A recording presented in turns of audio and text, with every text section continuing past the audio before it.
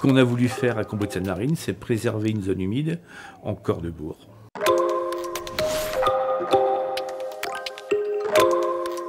Au départ, c'était pas un projet, c'est un concours de circonstances qui fait que on s'est retrouvé sur un projet d'écoquartier qui a capoté, qui est tombé par rapport à un problème de zone humide qui n'était pas identifié au PLU. On s'est retrouvé avec un propriétaire terrien ayant perdu le droit à construire, un gros travail fait par la municipalité sur une conception d'écoquartier, et au moment de l'élaboration du permis d'aménager il est passé au niveau des services de l'État, on nous a alertés quant à la possibilité de le réaliser sur cette parcelle de 2 hectares en plein bourg.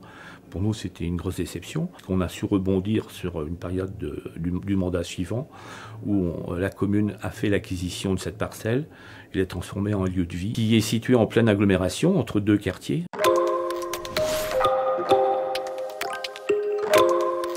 Alors les aménagements, ça a été une passerelle qui permet de franchir la totalité de la zone sans piétiner la zone humide. Des panneaux d'information qui permettent à chacun de découvrir la faune et la flore. On a également mis en place un troupeau de chèvres qui entretient justement les herbages. On en a profité pour faciliter l'insertion d'une personne qui était une migrante qu'on avait accueillie et qui dans son pays d'origine était chevrière et qui est aujourd'hui devenue une employée communale qui a la charge de s'occuper d'un troupeau de chèvres.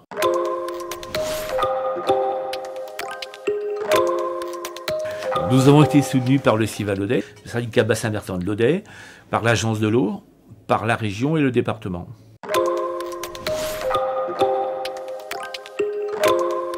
Aujourd'hui, c'est que la zone humide retrouve sa fonction principale qui est de tamponner les eaux de pluie. Et elle a également trouvé une fonction complémentaire, c'est qu'elle est un outil d'éducation à l'environnement par rapport à toutes les générations de la commune. Où cette zone humide a été vraiment appréciée par la population, c'était pendant le confinement. C'était devenu le boulevard de la commune.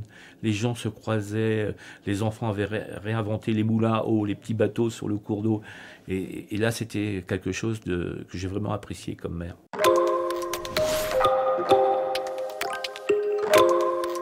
La leçon que je tirerais, c'est qu'il faut surtout être très vigilant lorsqu'on élabore des documents d'urbanisme. Parce que c'est des choses qui durent longtemps.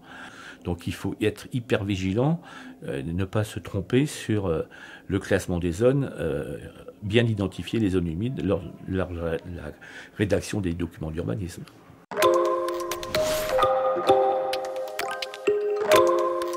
La préservation de l'environnement et notamment des zones humides est quelque chose qui est très aidé aujourd'hui. Ce qu'on peut donner comme conseil, c'est de ne pas hésiter, d'y aller et de savoir aller chercher les subventions là où elles sont possibles.